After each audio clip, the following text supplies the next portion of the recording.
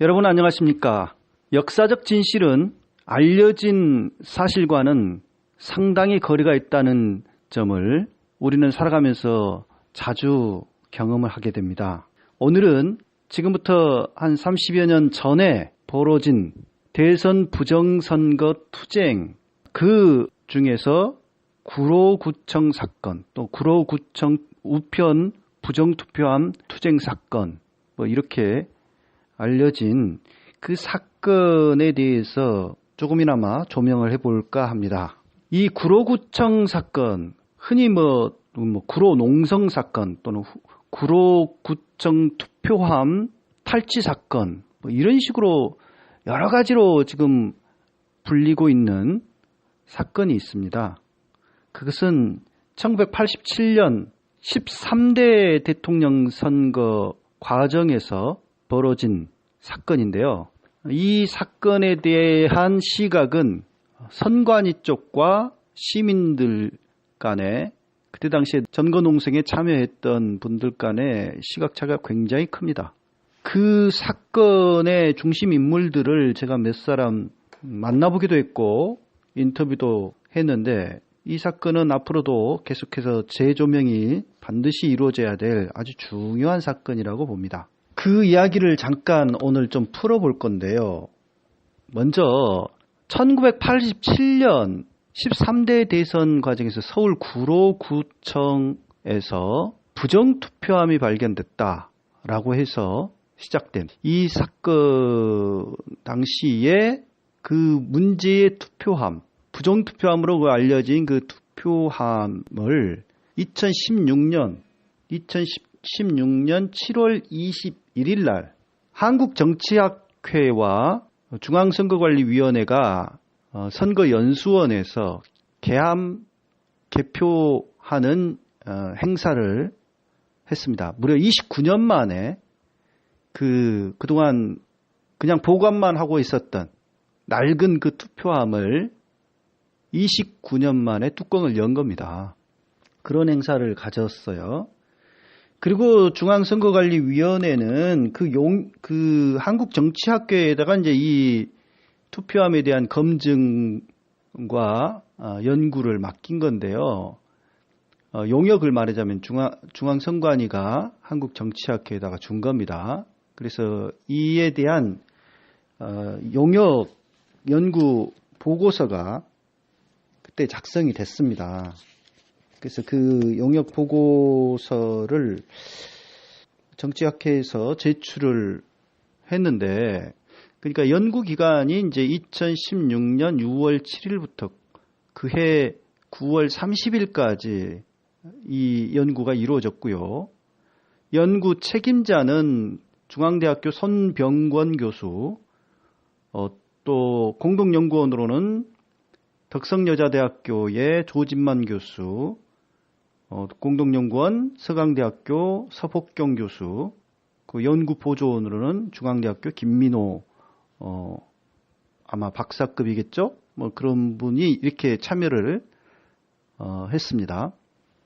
그래서 이제 보고서가 나왔는데, 이 보고서를 요약해서 보도자료를 냈다라고 하면서 이제 보도자료를 중앙선관위가 2016년 10월 23일 날 총 7면에 거쳐서 보도자료를 냈어요. 그래서 이제 이 보도자료를 보고 각 언론들이 이 보도자료만 기초해서 기사들을 쏟아냈습니다. 근데 이제 그 내용은 대부분 이런 내용이에요. 한국정치학회가 구로구을 우편투표함의 그 개함 개표 및 국립과학수사연구원의 감정, 관계자 인터뷰, 사건 자료조사 분석 등 과학적 객관적인 방법으로 검증한 결과 그동안 부정투표함으로 인식되었던 구로구을 우편투표함은 조작되거나 위조되지 않은 제13대 대통령 선거의 정규 우편 투표함인 것으로 최종 확인되었다. 이런 내용만을 거의 그냥 받아쓰기 했죠. 이게 이제 보도자료, 중앙선관위가 낸 보도자료 맨 앞부분에 배치가 돼 있고, 그렇기 때문에 이걸 통해서 뭐 별 문제가 없었는데, 말하자면 이게 마치 부정투표함인 것처럼 그때 당시에 난리를 쳤고, 그 많은 그 사건이 그렇게 발생을 했다라는 어떤 취지인 것 같아요. 그러면서도 이제 중앙선관위가 이제 뒤에 뭐라고 덧붙였냐면은 그러니까 구로구을 우편 투표함의 진위 검증이 마무리됨으로써 동사건으로 인하여 마음의 상처를 입었던 관계자분 여러분들께 깊은 위로의 말씀을 드리고 구로구을 우편 투표함 진위 검증과는 별개로 민주화운동 관련자 명예회복 및 보상 등에 관한 법률에 의거 민주헌정질서 확립에 기여한 공로로 민주화운동 관련자로 지정받은 것을 존중하며 그랬어요. 그리고 87년 13대 대선 당시 구로구을 우편투표함의 조기 이송이 법규 위반은 아니었다 해도 선거 과정의 절차적 부분에 소홀한 선거관리가 구로구을 우편투표함 사건의 발단이 된 것에 대해서는 유감을 표명하며 앞으로 공정하고 국민들에게 믿음을 주는 선거 관리가 이루어지도록 최선의 노력을 다하겠다고 밝혔다. 뭐 이런 내용이에요. 그러니까 이게 이제 일반인들이 봤을 때 또 기자들이 이 보도자료만 봤을 때는 뭐 그때 당시에 그 부정투표함으로 29년 동안이나 이렇게 봉인된 채 있었던 그 투표함이 아무런 문제가 없었구나. 그러나 선관위가 상당히 그래도 전향적으로 그때 당시에 그 구로구청 사건으로 구속이 되거나 또는 다치거나 부상을 입어서 그 했던 분들에 대한 민주화운동 보상법, 민주화운동 관련자 명예회복 및 보상에 관한 그 법률에 의해서 이제 보상이 이루어졌잖아요. 근데 그런 걸로 해가지고 이제 보상을 받은 분들이 현재까지 제가 확인해 보니까 구로구청 사건으로, 구로항쟁 사건으로 명예회복과 보상을 받은 분들이 총 67명이에요. 총 67명. 훨씬 더 많은 사람들이 그 관련해서 큰 피해를 입었어요. 그런데 신청자가 67명이었던 것 같습니다. 그래서 67명만 보상이 이루어진 상황인데 그것 자체는 존중한다 라고 이야기를 했어요. 이것도 사실 문제가 있습니다. 왜냐하면 이전에 그 민주화운동 심의보상위원회에서 구로항쟁 관련자들을 그렇게 그 민주화운동 관련자로 인정을 한 결정을 하니까 중앙선관위가 거세게 반발했거든요. 그래가지고 보도자료 내가지고 그게 어떻게 민주화운동이냐라고 하면서 반발을 했었는데 그것 자체를 인정을 한다. 지금 여기 존중한다 이렇게 했어요. 그거는 근데 존중 안 할 수가 없는 게 그때 당시에 그 민주화운동 관련자 심의보상위원회 그 위원회가 구로구청 사건, 구로항쟁 사건의 그 관련자들 피해를 봤던 분들 그분들을 민주화운동 관련자로 인정한 까닭에 대해서 이유에 대해서 뭐라고 밝혔냐면은 그게 뭐 부정투표함이다 아니다를 떠나서 그분들의 그런 어떤 구로항쟁을 통해서 우리나라의 선거관리상의 그 소홀한 점들이 많이 개선이 됐다. 그러니까 군 부재자 투표가 상당히 많은 문제가 있었는데 그런 것들이 제도적으로 보완이 되고 그렇게 함으로써 민주화를 진척시키는데 기여를 했다라고 하는 점들을 들었거든요. 그래서 인정이 된 겁니다. 그래서 이제 그 부분을 끝까지 못하겠다 이렇게 할 수가 없는 상황이었죠. 그래서 이거는 선관위가 전향적으로 그렇게 나온 것은 전혀 아니고요. 예, 아무튼 선관위는 사실 이런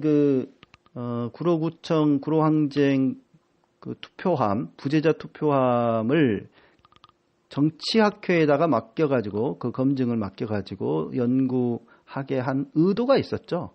그거는 그러니까 자신들이 하고 싶은 이야기를 자신들이 용역을 줘서 이런 한 학회를 통하여서 하려고 했던 의도로 보입니다. 왜냐하면 이제 한국 정치학회의 경우는 특히 그 선관위로부터 용역 사업을 많이 발주받아가지고 하는 단체거든요. 중앙선관위 그 용역 사업 보면은요,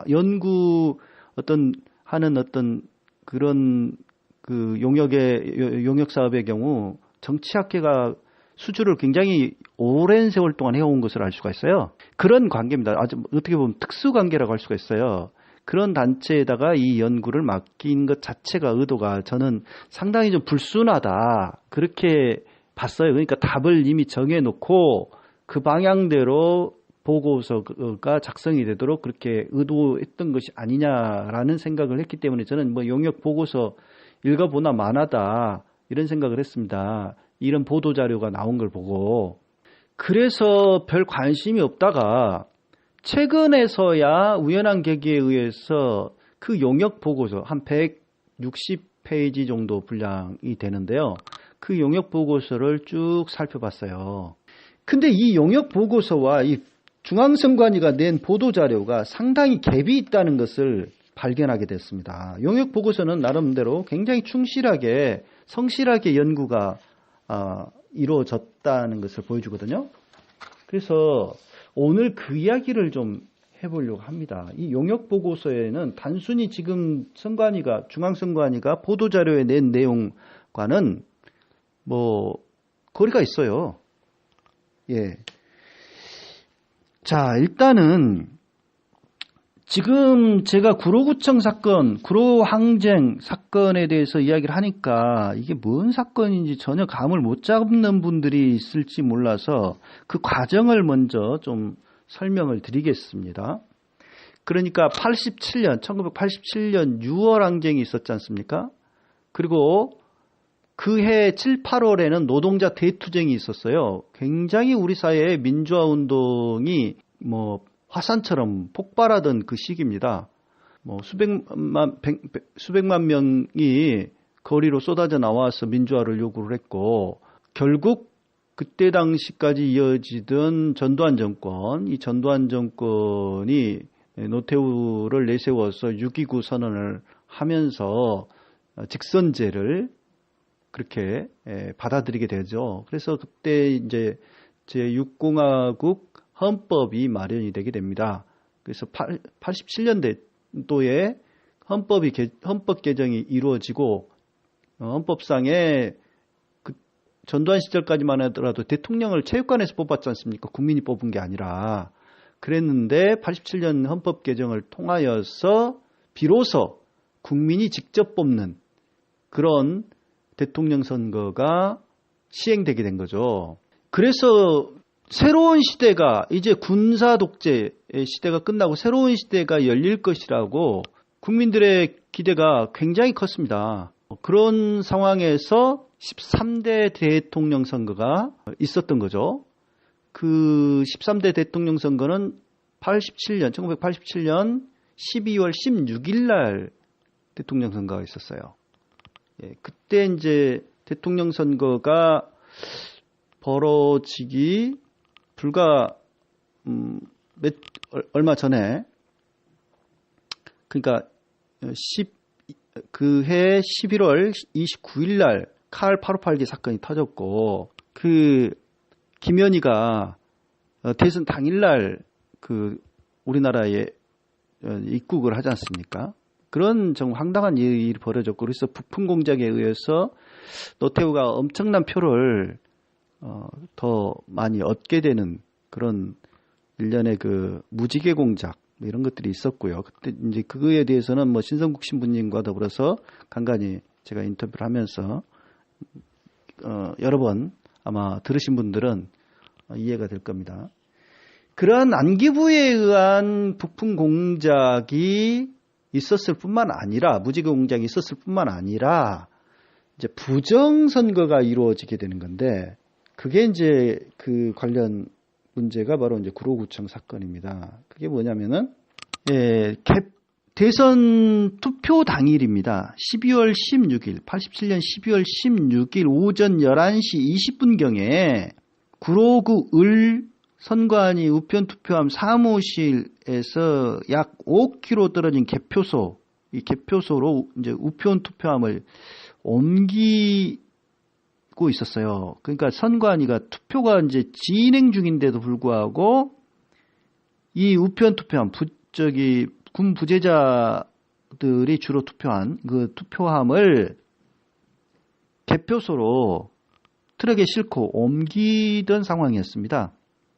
근데 이제 그걸 투표하러 온 사람이 목격하고 또 이제 그때 당시 이제 공정선거 감시단 활동이 굉장히 활발했거든요. 그래서 그런 사람들이 이제 그 트럭을 둘러싸면서 이건 부정투표함이다. 어떻게 투표가 진행되고 있는데 이걸 투표함을 벌써 옮기고 있냐라고 하면서 이제 그 투표함을 잡아놓고 그 농성을 하기 시작한 거죠. 그래서 간단하게 말하면 2박 3일간 약 수만 명이 연인원 한 2만 명 가량이 참여하는 엄청난 시위가 발생을 하게 된 겁니다. 그러니까 뭐 노태우 당선으로 그 당선자가 발표가 돼야 될 상황인데 구로구청 이 부정투표함 사건이 터져버린 거예요. 그러면서 각 사회 단체들 뭐 수많은 시민들이 구로구청으로 몰려들었고 항의 농성이 아주 거세게 일어나게 된 겁니다.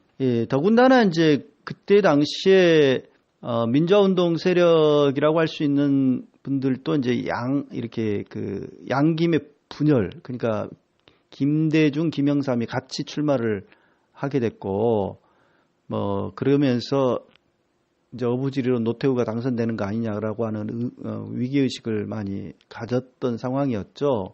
그렇기 때문에 이런 부정선거에 대해서는 도저히 용납할 수 없다라고 하는 그런 합의가 암묵적인 그런 것들이 있었던 걸로 보이고 그에 대한 어떤 분노, 민주화 그동안 박종철, 이한열 뭐 이런 열사들의 죽음을 비롯해서 수많은 사람들이 희생을 거쳐서 민주화를 이제 이루려고 했는데 그것이 제대로 이루어지지 않으리라고 하는 그런 좀 그 불안, 뭐 이미 노태우가 사실상 그 TV 개표 방송을 통하여서 당선됐다는 것이 알려지게 되면서 그에 대한 부정선거에 대한 투쟁, 그 분노가 엄청나게 분출을 했다라고 볼 수가 있겠습니다.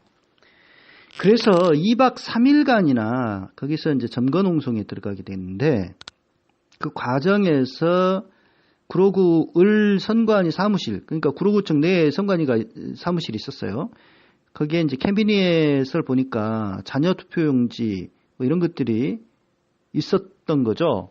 그래서 이게 바로 릴레이 투표를 위한 이제 부정선거의 그 증거물 중에 하나다 이렇게 또 봤던 거고. 그렇게 이제 농성하는 과정에서 수많은 사람들이 다치고 또 구속되는 정말 끔찍한 일이 벌어집니다. 노태우 정권 그때 당시에는 이제 전두환 정권이 이거 안 되겠다 싶었는지 헬기나 그 다음에 백골단 그때 당시 아주 전경 중에서도 아주 무자비한 폭력 진압으로 유명한 백골단을 5,000명이나 투입을 합니다. 그 진압을 위해서. 그래서 그런 강경 진압으로 연행자가 1,034명. 이 중에서 구속된 사람은 208명. 8명은 불구속이 됐고요. 277명은 즉심을 받았고 541명은 구류를 살다가 훈방 조치가 됐습니다.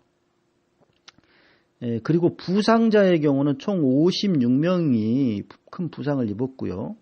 농성자들 가운데서 또 17명이 부상을 당하고 경찰들 중에는 39명이 부상을 당한 것으로 이게 이제 공식 집계예요. 그러니까 비공식 집계까지 하면은 많은 사람이 부상을 당하고 그렇게 했겠죠. 제 아는 그 목사님의 부인 되시는, 그리고 지금 전도사로 일하고 계시는 그 조혜정 전도사님, 그분도 그때 당시에 구로구청 농성에 참여했다가 이 백골단에게 얻어맞아 가지고 갈비뼈가 좀 금이 갔다는가 아마 좀 크게 다쳤다고 그래요. 그래서 그때 당시에 그 농성에 참여했다가 아직도 그 후유증이 있다고 합니다. 그런 분도 계시고 수많은 분들이 그 상처를 안고 살고 계십니다. 예, 그런데요, 이제 그렇게 해서 그 문제의 투표함을 개함을 못했어요, 끝내. 그때 당시에. 그리고 이제 선관위가 기록물 관리과라고 있는데, 중앙선관위 기록물 관리과에서 그냥 그 투명 유리 상자에다가 담아서 보관해 왔던 거죠.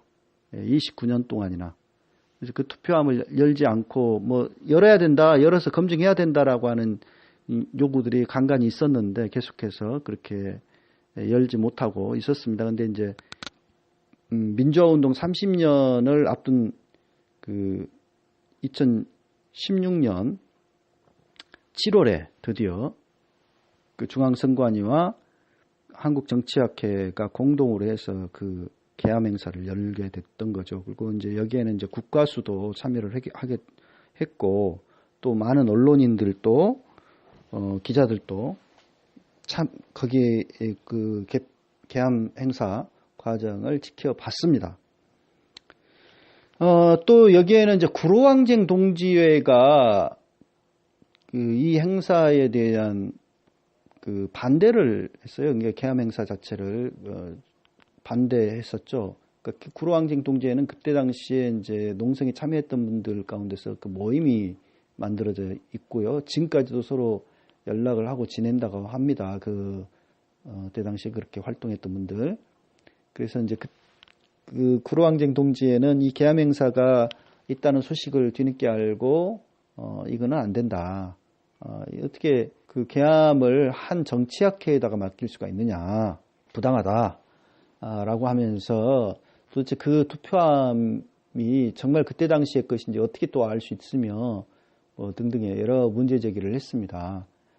그랬는데 이제 한번 연기가 됐다가 이제 그런 문제 제기에 의해서 개함 행사가 원래는 6월인가 5월인가 처음에 하려고 했다가 이제 한번 연기가 됐죠. 근데 이제 양측의 합의가 안 됐기 때문에 결국은 7월 21일 날 개함을 하게 된 거죠. 그래서 이제 개함을 해보니 어떤 결과가 나왔느냐. 개함을 했더니 총 투표수는 4,325매고요. 민주정의당, 민정당의 노태우 후보가 3,133매, 통일민주당 김영삼 후보가 404매, 평화민주당 김대중 후보가 575매, 신민주공화당 김종필 후보가 130매, 통일한국당 신정일 후보가 1매, 이렇게 된 거예요. 그리고 무효투표수는 82매. 그러니까 노태우 73.84%, 김영삼 9.52%, 김대중 13.55%, 김종필 3%, 신정일 0.02% 이렇게 당선됐던 겁니다. 이런 개표 결과가 나왔던 겁니다. 그래서 노태우한테 거의 몰표가 나온 사실을 확인을 하게 됐는데요. 이에 대해서 정치학회 입장은 뭐였냐면, 정치학회 연구 보고서 내용은 뭐냐면, 이런 결과가 나온 것은 광범위한 그때 당시에 군부재자 부정이 있었다는 것을 드러내는 결과다라는 거예요. 그 내용을 상세히 다루고 있습니다. 그런데 중앙선관위는 그런 내용을 싹 감춰버리고 말이죠. 예?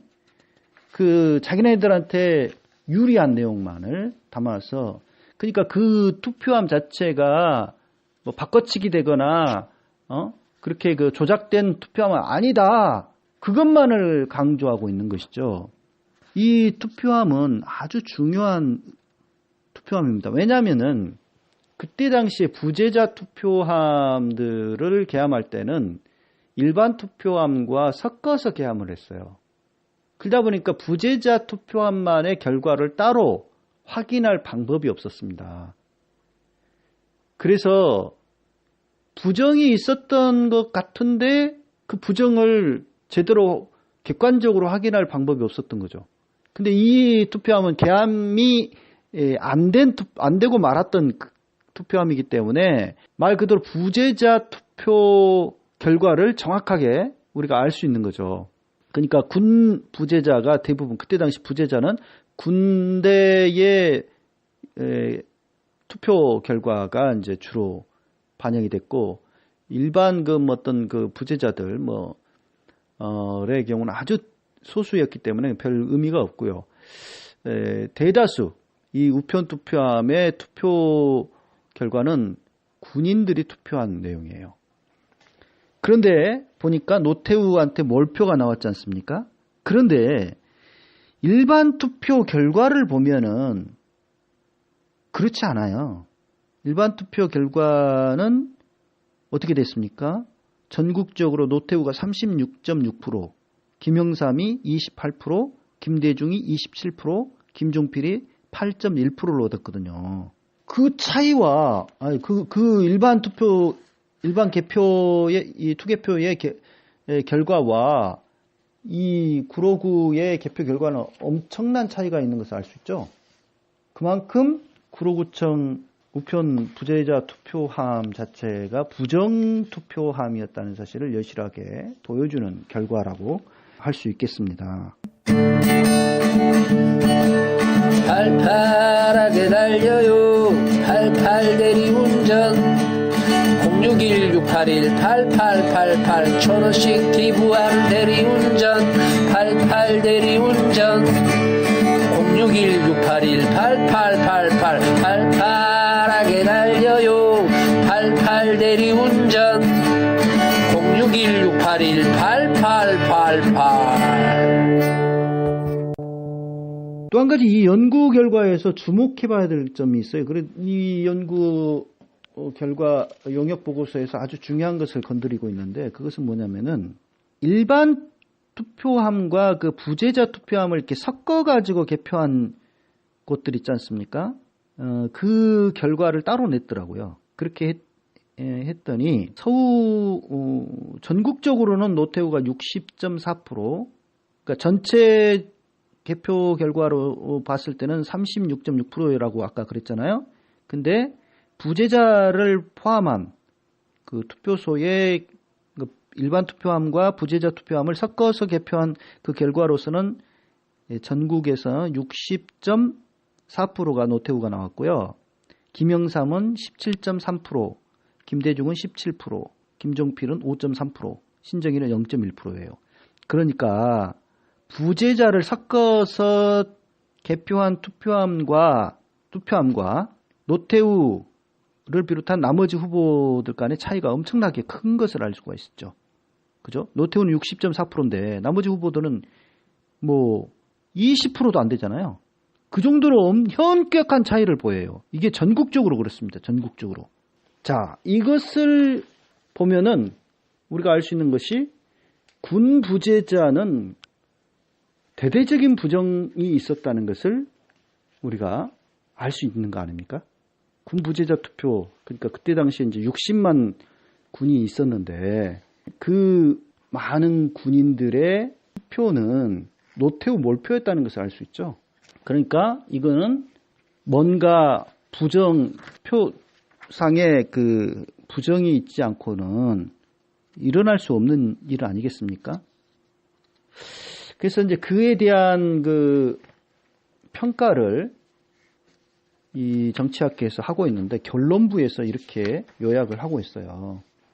결론부에서 군 부재자 부정에 대해서 결론부에서 이렇게 이야기를 합니다.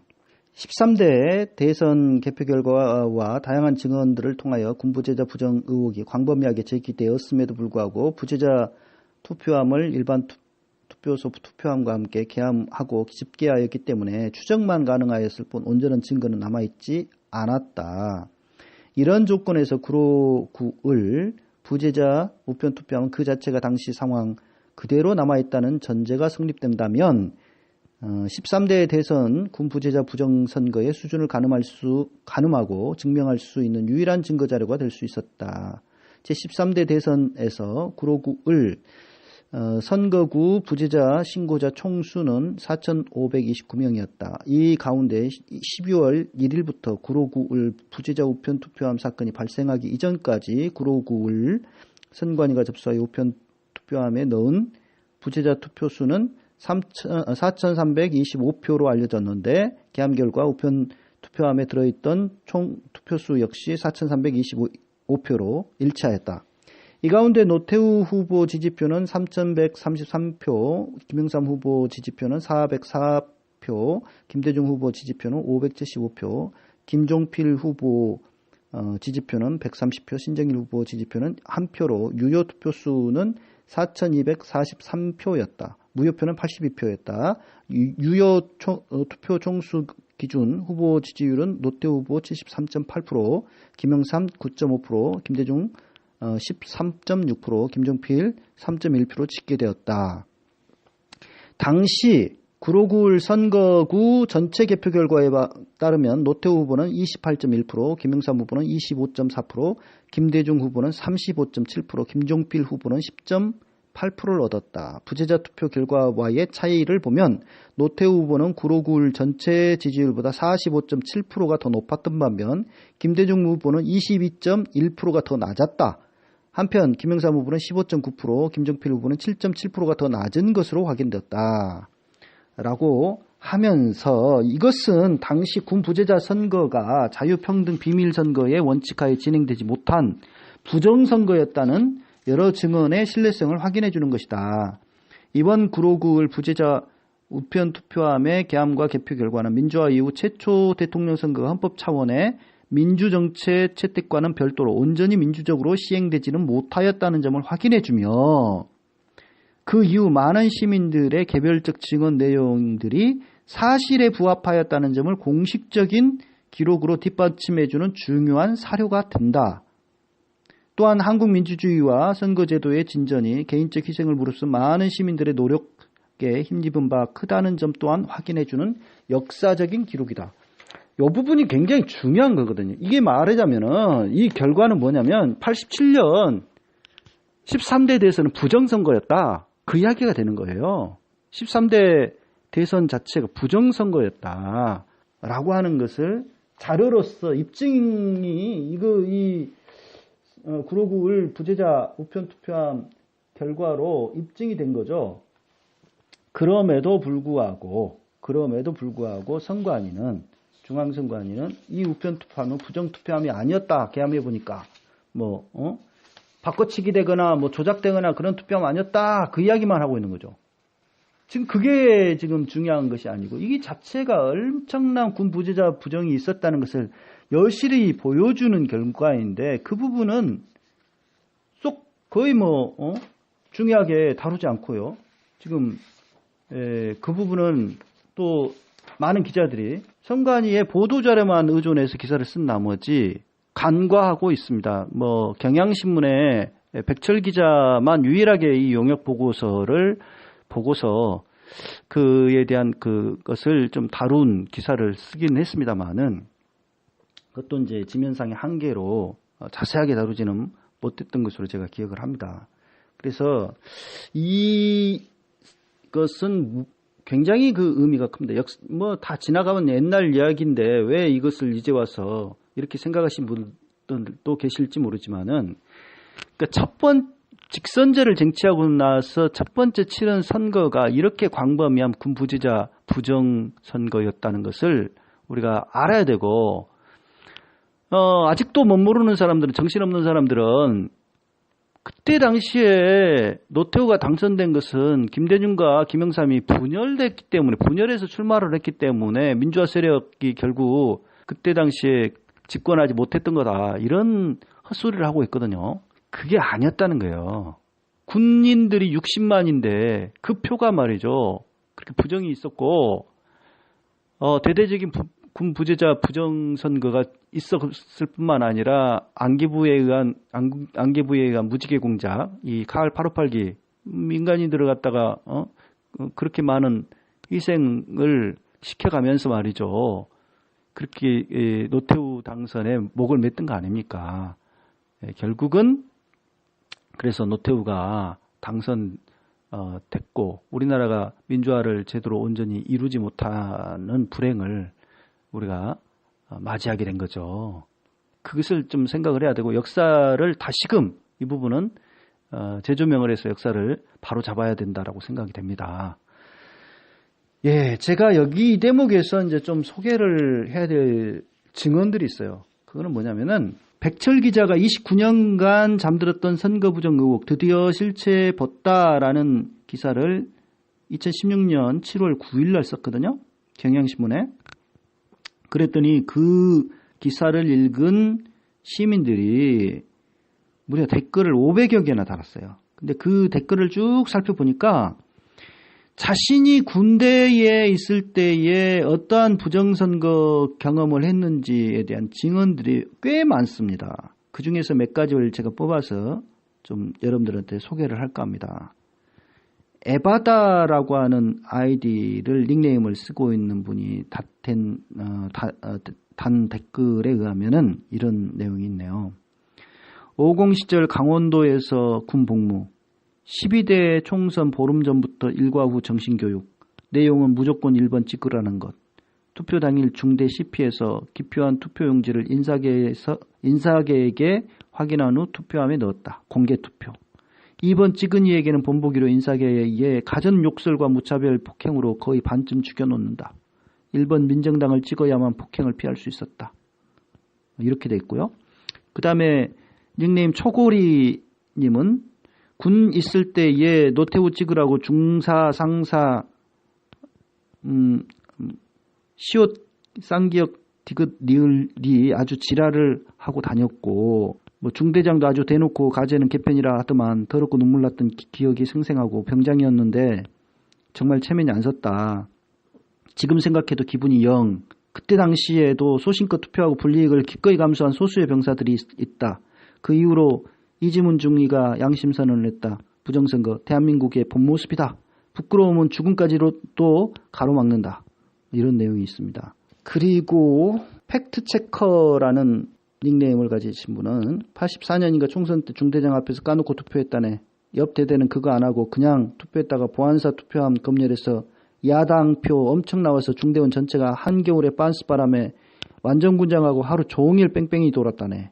그런 내용이 있고 7호스님은 87년 육군병장 4명씩 앉아서 공개투표 중대장 선임하사 감독하에 투표용지 1번 노태우만 보이게 접어서 다른 곳으로 기표하지 못하게 우리 중대 100% 1번 이렇게 증언을 하고 있어요. 그리고 낮은 물소리라는 분도 나도 군대에서 투표했는데 중대장이 나머지는 손으로 가리고 1번만 찍으라고 해서 항의했던 기억이 있다. 명백한 부정선거였다. 이런 증언이 있고 신선이라는 분은 그때 군에서 투표했는데 노태우 100% 안 찍었다고 저녁에 저수지에 들어가겠다.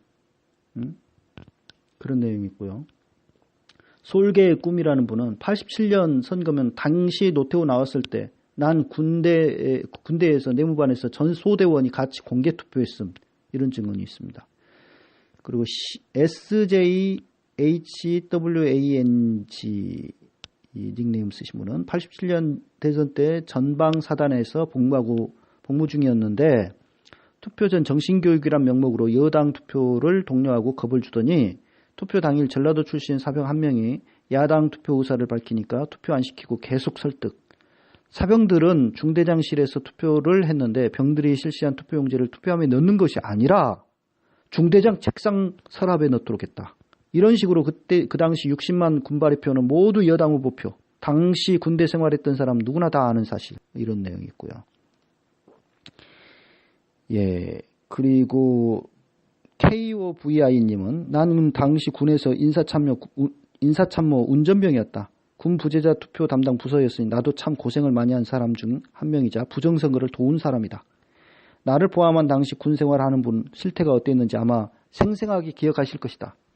자의로 투표한 군인은 손들어 봐라 이렇게 돼 있어요. 그리고 임금이라는 닉네임을 쓰신 분은 87년 5월 13일 날 306 보충대를 거쳐 자대 배치받고 그해 10월 달에 철책 남문 초소 근무했다. 당시 중대교육, 대대교육, 연대교육 수도 없이 했다. 당시 교육 내용은 김대중은 빨갱이다. 김영삼도 빨갱이다. 김종필은 어차피 당선 가능성 없다. 누구 찍어야 되겠는가? 이런 식. 철책 연대는 밤샘 근무 때문에 오전 취침이라는 것이 있다. 오전 취침도 없이 거의 2달간 저짓거리 했다. 이러지 않습니까? 이거 정말 기가 막힌. 마지막으로 한 분만 더 보겠습니다. 무량이라는 분은 1992년 14대 총선 부재자 투표 당시 나 또한 군복무 중이었고 병장으로서 내무반장을 맡고 있었다. 투표용지를 들고 부대 내에 임시로 만든 투표소로 가서 기표를 하는데 인사계 상사가 노골적으로 볼펜으로 여기 찍으라고 지시하더라. 후환이 두려워서 시킨 대로 할 수밖에 없었다. 당시 3중대는 여당보다 야당을 많이 찍었다는 이유로 전 중대원 완전군장으로 연병장 뺑뺑이 돌았다. 물론 군기가 빠졌다는 이유로. 이런 그 증언들이 뭐 계속 있습니다. 그러니까 87년부터 1992년 이지문 중위가 그 군부재자 부정 선거에 대한 폭로를 했잖아요. 그 폭로가 나오기 전까지 군대 내의 투표는요. 이거는 무조건 여당 말하자면 노태우나 그 다음에 이제 92년 대선 같은 게 김영삼이 당선된 대선 아닙니까? 김영삼 찍게 하는 그러한 선거였던 것을 우리가 알 수가 있습니다. 요컨대 구로구청 사건, 구로구청 우편투표함 이 부정선거 투쟁 사건은 아직 지금 그 제대로 조명이 안 되고 있고 선관위로서는 그야말로 이게 자기네들의 그 아킬레스건 중에 하나라고 볼 수가 있는 것을 한국 정치학회의 연구 용역을 줘서 그때 당시에 우리는 아무런 법적인 그 위반이 없었고 그 시민들이 멀쩡한 투표함을 갖다가 부정투표함으로 오인해 가지고 그렇게 발생한 그래서 그 투표함을 탈취한 사건이다. 이런 식으로 지금까지도 주장을 하고 여전히 이에 대한 관련 문의를 했을 때 이에 대한 그런 입장을 유지하고 있습니다. 그것은 선관위가 얼마나 아직도 진실을 가리고 있는지 왜곡하고 있는지 우리가 알 수가 있고요. 이런 문제는 흘러간 옛 이야기가 아니고 바로 잡아서 역사를 바로 잡아서 부정선거에 투쟁한 역사가 바로 우리나라의 민주화를 오늘날같이 이루어온 역사이지 않습니까? 3.15 부정선거의 투쟁에서 4.19가 터졌고 또 전두환이 그렇게 그 쿠데타로 집권을 하니까 시민들이 저항하다가 5.18이 터진 거 아닙니까? 그리고 87년 6월 항쟁을 거쳐서 이렇게 직선제를 쟁취하고 투표를 했더니 그것도 부정선거로 가 되면서 노태우가 당선을 가로챈 거죠. 그리고 형태는 달라졌을지 모르지만 지금도 전자개표기를 통해서 민의를 왜곡하고 이렇게 하는 시도들이 계속되고 있고 이것을 바로잡기 위해서는 뿌리부터 그러니까 어디서부터 잘못됐는지 밝혀내는 작업이 반드시 이루어져야 되기 때문에 이 역사의 진실을 바로잡기 위해서 이것을 제대로 좀 알아둘 필요가 있습니다. 이것은 선관위 말만 우리가 들어서는 안 되는 일이고 그 연구 보고서는 나름 객관성을 유지해서 그 이야기하고자 상당히 그 노력을 한 연구 보고서예요. 근데 이제 이 연구 보고서 내용 가운데서 좀 눈여겨볼 만한 그 내용이 한 가지 있었는데 그건 뭐냐면은 구로 항쟁 동지의 이 회장을 맡고 있는, 그러니까 구로구청 사건 당시, 구로구청 구로항쟁 사건 당시에 주모자로 해가지고 체포돼서 1년 6개월인가요? 실형을 받고 수감되었다가 출소한 윤두병 선생이라고 있어요. 그때 당시에 대책위원회 공동대표였고 공정선거감시단 서울지부 집행위원회 조직국장이었습니다. 이분이 인터뷰에서 이런 말을 합니다. 내 생각에는 이 사건은 선관위가 까고, 그러니까 투표함을 열고 법원에서 판단을 했어야 했다. 그러면 그 결과에 대해 법적인 책임을 국가가 져야 한다. 그런데 학술단체에 맡겼다. 법적인 책임을 지지 않기 위해서. 이것이 까짐으로써 학술연구 모델로서만 역사의 한 페이지에 넘어가는 거다. 역사에 죄를 지은 거다. 구로지역 군 내부의 부정선거가 야기됐다는 게 구체적으로 드러났다. 이 부분에 대해 동지들과 재심 청구를 들어가려고 한다. 법적인 문제를 다시 한번 해서 이게 정치학계에 맡길 내용이냐. 역사의 책임과 함께 법적인 책임을 져라. 재심 청구를 할 예정이다. 이런 언급을 하고 있어요. 그러니까 이거는 이런 식으로 검증이 이루어질 일이 아니고 법원을 통하여서 공식적으로 검증이 돼야 되는 차원이었다. 그래서 87년 13대 대선이 부정선거였다면 그에 상응하는 조치가 이루어져야 된다고 하는 것이죠. 예, 그래서 13대 대선 군 부재자 부정선거가 대한민국 정부 책임이라고 하는 이 윤두병 선생의 주장은 무겁게 받아들여야 될 부분이다라고 이 정치학회도 언급을 하고 있어요. 예, 그런데 선관위가 낸 보도자료에 이런 내용 없지 않습니까? 전혀 반영을 하지 않았죠. 자유롭고 공정한 선거관리는 그 자체로 민주주의 체제를 유지하는 정부의 핵심 기능이며 군을 포함하여 당시 선거관리를 담당한 공직자가 부정행위에 직접 혹은 간접적으로 관여되었다면 정부는 그에게 직접 책임을 물어야 할 뿐만 아니라 그의 불법 행위를 제대로 관리하지 못한 책임을 스스로 져야 한다. 이게 정치학회가 분석한 내용 중에 들어있어요. 이런 내용들이. 근데 물론 이제 선관위로부터 용역을 받아가지고 한 사업이기 때문에 한계가 있죠. 한계가 있지 않겠습니까? 그럼에도 불구하고 나름 객관성을 유지하려고 노력을 했다는 것을 용역 보고서는 말해주고 있습니다. 그래서 이 용역 보고서를 한국정치학회 들어가면은 PDF 파일로 다운을 받아서 볼 수가 있어요. 여러분들도 기회 되시면 한번 좀 보시고요. 혹시 이 방송 듣는 분들 가운데서 구로 항쟁 사건 관련자이신 분들은 그때 당시에 어떤 증언 이런 것들을 제보를 해주시면 다음 방송에서 또 좀 다룰 수 있도록 하겠습니다. 예, 오늘 방송 들어주셔서 감사를 드립니다.